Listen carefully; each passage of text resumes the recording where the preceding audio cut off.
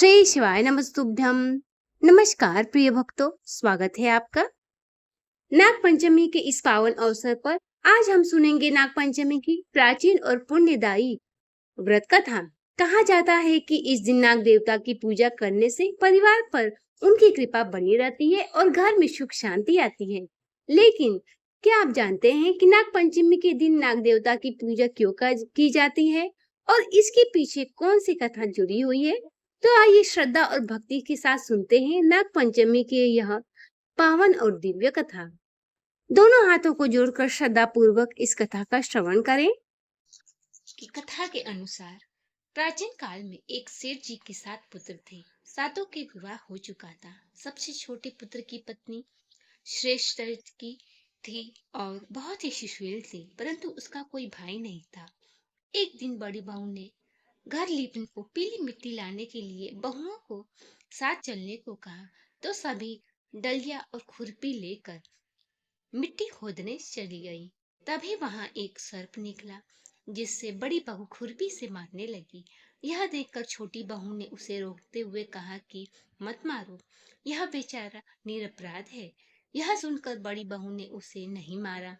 तब सर्प एक ओर जा बैठा। तब छोटी बहू ने उससे कहा कि हम अभी लौट कर आएंगे, तुम यहीं पर रहना, यहाँ से कहीं मत जाना। यह कहकर वह सब मिट्टी साथ लेकर घर चली गई।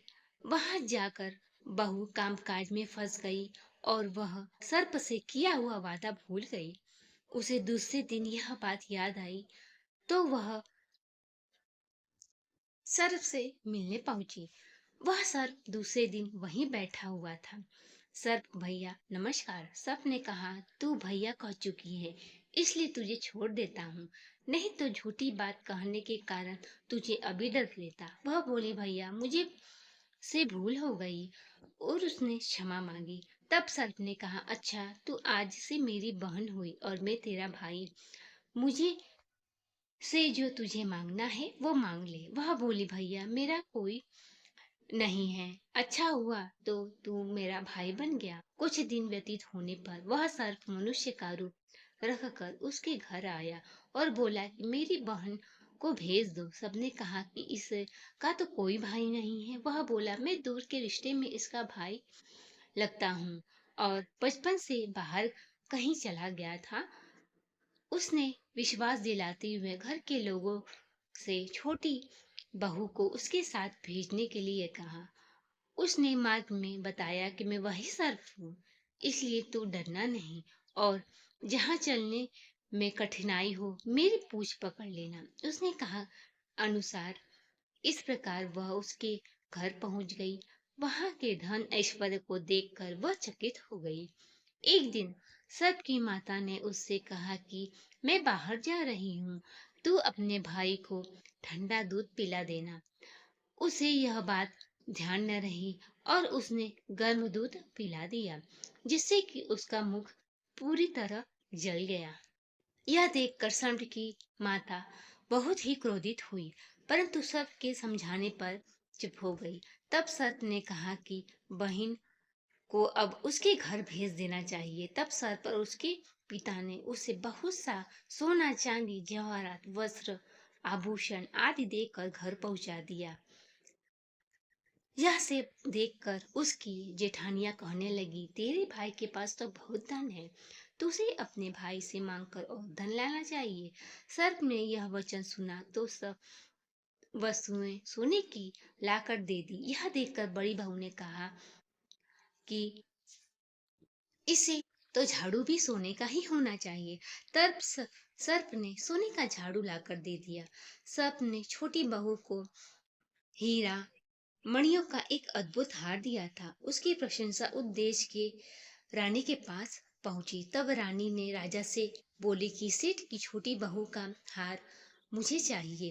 राजा ने मंत्री को हुक्म दिया। उसने वह हार लेकर शीघ्र उपस्थित होने के लिए और कहा कि महारानी छोटी बहू का हार पहनेगी, वह उसे लेकर मुझे दे दो। सेठ जी ने डर के कारण छोटी बहू से हार मांग कर दे दिया। छोटी बहू को यह बात बहुत बुरी लगी।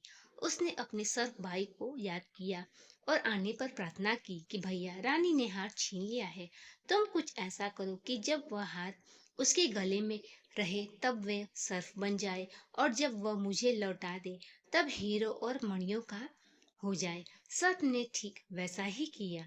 जैसे ही रानी ने हार पहना वैसे ही वह सर्प का बन गया, और यह देखकर रानी चीख पड़ी, रोने लगी।